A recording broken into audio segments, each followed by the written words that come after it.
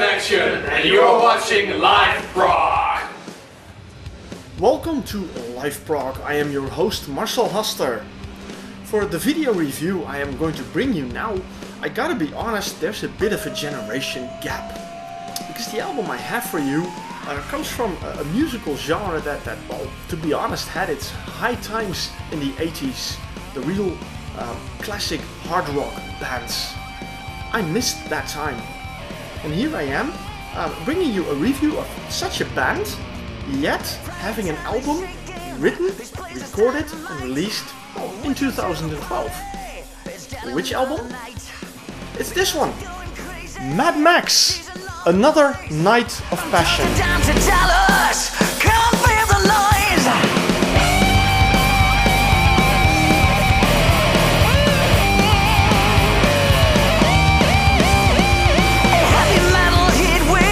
It's burning from the sky. 4 days to remember. Feels like hot July. Nothing but a good time. All our friends are here, ready for some action. You know it. The title, Another Night of Passion, indicates that, well, this is probably a follow-up. Well, sort of. I did my homework because, well, this band, Madmax, was completely new for me. Well, not entirely, because the main man in this band, singer and lead guitar player, Michael Vos, is a little bit familiar to me because he also worked with Vengeance. Vengeance is a familiar name. By the way, that kind of brings along the line of music you have to think. You know, think of Highway Child, Vengeance, Y&T, Madmax, you know, in those kind of lines, the classic hard rock. So I did some homework, but I couldn't find much. The website of the band basically deals with one story, and that is the story behind this album. Now, alright, I will bring that story as well then. In a nutshell, I'll try.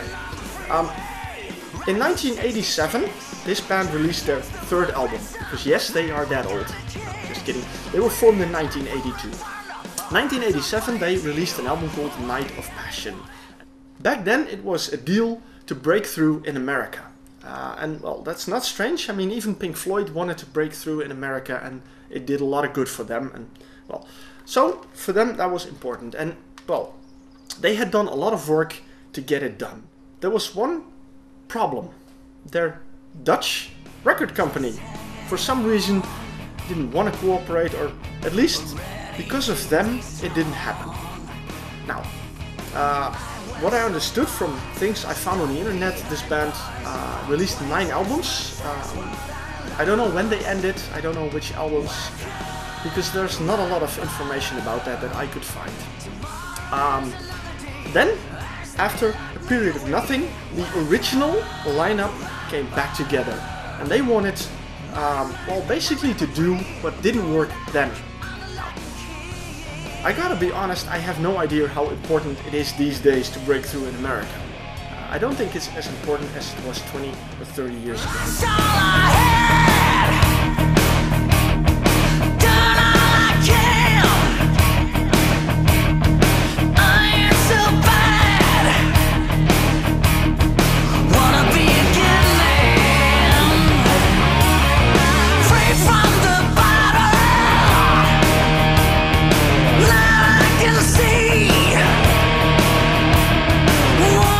Nevertheless, they recorded a new album, and they, well, they called it Another Night of Passion.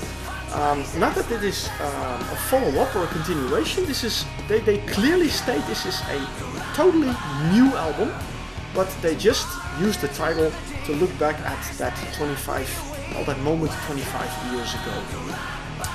So, well, I gave a lot of clues how this band sounds, and I must really be honest, I'm stuck between a rock and a hard place with this one, because in a way I say it's a little bit cheesy music. It has for me a very commercial sound. It's very radio friendly. It's hard rock. It's not metal.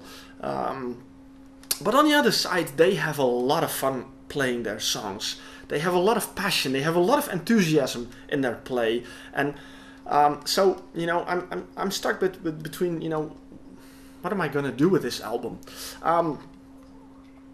I like it. I absolutely like it because despite the fact that yes, it is a bit cheesy, yes, it may be a bit outdated, yes, it is probably very radio-friendly music. You don't have to, play it 10 times before you get into the songs. Now you play the album, you hear it, and you like it. It's very easy to listen to. But nevertheless, the enthusiasm in which they play and in which they bring the songs, that gives them a lot of credit. And I say, therefore, I really enjoy this album. I've had a lot of fun listening to it. I'm honest about that.